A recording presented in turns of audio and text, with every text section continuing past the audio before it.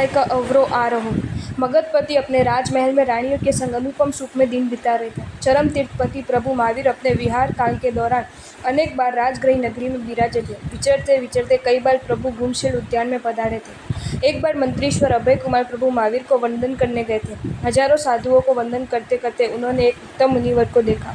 उनके उत्तम गुणों एवं विनय देखकर अभय कुमार बड़े प्रसन्न हुए। उन्हें प्रभु को सविनय पूछा कि भगवान, ये महामुनिवर कौन है? वीर प्रभु ने बताया कि वह सिंधु सौवीर देश के महाराजा उदयन है। उदयन राजा सिंधु सौवड़ी आदि 16 देश के और विभय पाटन आदि 363 नगर के मालिक थे। महासेन आदि 10 मुकुटबद्ध राजाओं के स्वामी थे। महापराक्रमी उदयन राजा के एकदा रात्रि जागरण करते समय शुभ अत्यवसाय विचार उत्पन्न हुआ कि वह गांव नगर धन्य है जहाँ की भूमि परमात्मा के पावन चरण स्पर्श से पवित्र हुए।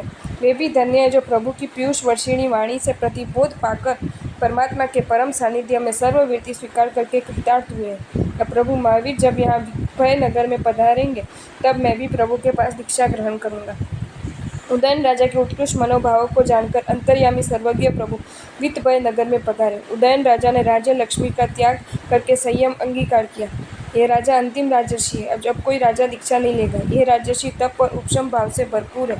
इसी भाव में मोक्ष जाने वाले। ये सुनकर अभय कुमार का वैराग्य भाव प्रबल हुआ। वे सोचने लगे कि यदि मैं राज सत्ता लेकर राजा बनूंगा तो मुझे संयम नहीं मिलेगा, मेरा आगामी भाव बिगड़ जाएगा। इसलिए पिताजी से अनुमति लेकर शीघ्र संयम अंगीकार कर लूँ। महल में आकर पिताजी के चरणों में प्रणाम करके उन्होंने संयम की रजा मांगी। महाराजा ने कहा, मैं अभी तो तुम्हें संयम की आज्ञा नहीं दे सकता हूँ। अभय कुमार ने पूछा कि आप मुझे कब आज्ञा देंगे? मगधपति ने कहा, बेटा, तुम ही मेरा जीवन आधार हो, तुम ही मगध की शोभा हो। मैं तुम्हें आज्ञा नहीं दूंगा। फिर भी अगर तुम संयम लेना चाहते हो तो जब मैं तुम्हें जाकारा दूँ अर्थात चला जाओ, मेरी नज़र से दूँ, ऐसा कहूँ तब तुम दीक्षा लेना। महाराजा ने मन में सोचा कि ऐसे सुयोग्य बुद्धिनिधान पुत्र को मैं कभी जाकारा दूंगा ही नहीं। अभय कुमार ने कई बार अनेक प्रयत्न किए परंतु महाराजा की अनुमति नहीं मिली। समय का चक्र घूमता रहा। एकदा शीतकालीन ऋतु में प्रभु महावीर राजगृह में पधारे थे। उस समय मगधपति अपनी प्रिय पत्नी चेलना के साथ प्रभु को वंदन करने गए थे। रास्ते में एक मुनिराज को ध्यान में खड़े रहे देखा। पर्वत की भांति अचल और स्थिर खड़े थे। ध्यान निमग्न मुनिराज को वंदन करके महाराजा श्रेणी प्रभु के संवत्सर में पहुंचे। भक्ति भाव से प्रभु को वंदन करके मगधपति ने प्रभु से पूछा कि भगवान, यहाँ आते समय रास्ते में मैंने ध्यान में निश्चल खड़े मुनिराज के दर्शन किए। वह इसी समय ध्यान समय दशा में आयु पूर्ण करे तो किस गति को प्राप्त करेंगे?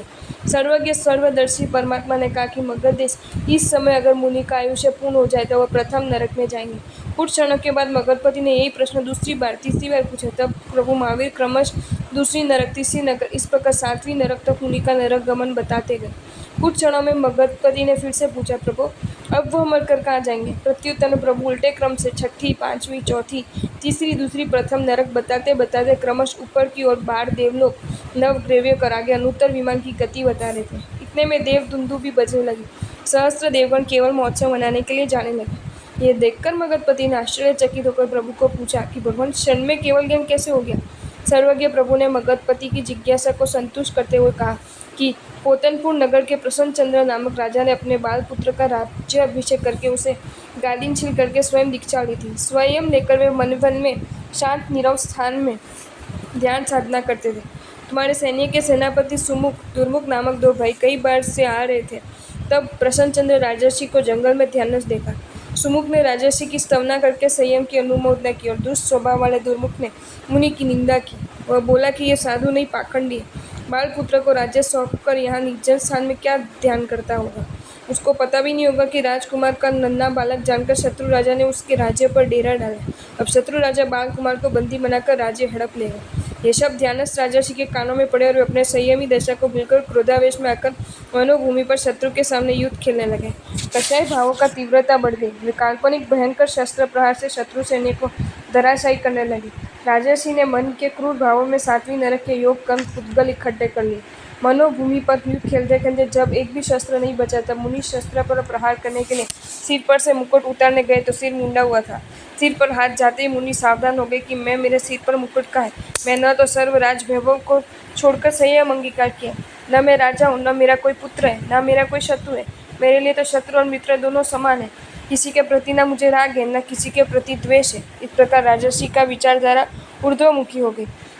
प्रशम भावों की वृद्धि होने पर पाप का क्षीण होने लगे। उत्तरोत्तर अध्यावसायों की शुद्धि होते होते राजर्षि सिंह ने घाती कर्मों का नष्ट करके केवल ज्ञान केवल दर्शन प्राप्त कर लिया। यह वृत्तांत सुनकर भगतपति सोचने लगे कि मन की विचारधारा प्रति क्षण परिवर्तित होती रहती, इसलिए कहा कि मन के हारे हारे मन के जीते जीत। मन एवं मनुष्याणाम कारणम बंध मोक्षे। सर्वज्ञ वचन पर श्रद्धा रखते हुए महाराजा ने प्रभु को अहोभाव से वंदन किया। महाराजा सैनिक ने प्रभु वीर को पुनः प्रश्न पूछा कि भगवान, विशाला नगरी के जीन श्रेष्ठी प्रतिदिन आपके वंदन करके पाने के लिए विनती करते थे कि प्रभु मुझे लाभ देकर उपकृत करना। पारने के दिन आप अभिनव श्रेष्ठी के घर गए। 4 महीने के उपवास का पाना अभिनव श्रेष्ठी के घर हुआ। वहाँ 12.5 करोड़ स्वर्ण मुद्रा की वृष्टि, परंतु प्रतिदिन भावना भाने वाला जीर्ण श्रेष्ठी को क्यों लाभ मिला? करुणा सागर प्रभु वीर ने कहा, सैनिक, अभिनव श्रेष्ठी को सुपात्र दान का साथ इस लोक का फल मिला। 12.5 करोड़ स्वर्ण मुद्रा की देवों ने वृष्टि की। ये तीर्थंकरों के दिए हुए दान की महिमा है। जीर्ण श्रेष्ठी आतुरता से प्रभु अभी पधारेंगे ऐसी प्रतीक्षा करते हुए शुभ भावों को श्रेणी पर चढ़े थे। प्रवर्धमान भावधारा में बहते हुए जीर्ण श्रेष्ठी केवल ज्ञान के समीप पहुंच गए थे। इतने में देवदुंदी बुझी और अहोदानम को गोष्ठ सुनते उनका भाव उल्लास मंद हो गया। उन्होंने देवभाव के उत्कृष्ट आयुष्य का बंद किया। सचमुच इस विश्व में भाव धर्म ही सर्वश्रेष्ठ है। भाव धर्म की महिमा सुनकर मगधपति प्रसन्न होकर सर्वज्ञ प्रभु वीर की स्तवना करके राजभवन की ओर चले। आपको ये वीडियो अच्छा लगा हो तो इसे लाइक करें और शेयर करें, और ऐसे ही नए नए वीडियोज़ देखने के लिए सब्सक्राइब करें हमारी channel Jain facts and stories को।